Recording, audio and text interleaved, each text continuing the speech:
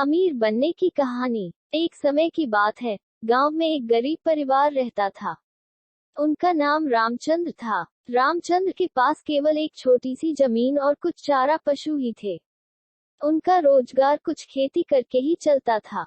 दिन भर मेहनत करते हुए भी उनकी आर्थिक स्थिति स्थिर नहीं थी। एक दिन रामचंद्र ने सभी अपने संगठनों को एक बारीकी से विचार करने का निर्णय लिया। वे ये समझने की कोशिश करने लगे कि उनके द्वारा की जाने वाली खेती में क्या गलती हो रही है और क्या वे इसे बदल सकते हैं। रामचंद्र ने अन्य किसानों से सलाह ली और खेती में नवीनतम तकनीकों का अध्ययन किया। उन्होंने बुनियादी बातों को समझा और इसे अपने क्षेत्र में लागू करने का निर्णय लिया।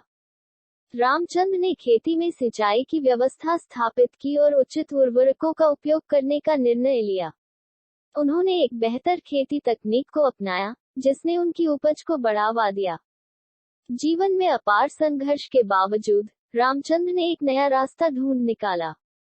वे अपनी उपज को नजदीकी शहरों और बाजारों तक बेचने का प्रयास किया। उन्होंने अपने उत्पादों को ब्रांडिंग और पैकेजिंग के माध्यम से आकर्षक बनाने का प्रयास किया। उनकी मेहनत और संघर्ष ने उन्हें अच्छे मूल्यों पर उपज बेचने का मौका दिया। शहरी लोग उनकी उपज की गुणवत्ता और आवश्यकता को महसूस करने लगे और खरीदारी के लिए उनकी खेती से प्रेरित हुए। धीरे धीरे उनकी खेती उन्हें संपत्ति का मालिक बना दी। वर्षों के बाद रामचंद्र ने अपनी जमीन का आकार बढ़ाने का निर्णय लिया और नए उचित तकनीकों का उपयोग करने का निर्णय लिया। वे एक बड़ी खेती उद्योग की स्थापना करने का सपना देख रहे थे। आज रामचंद्र गरीब परिवार से अमीर व्यापारी बन गए हैं।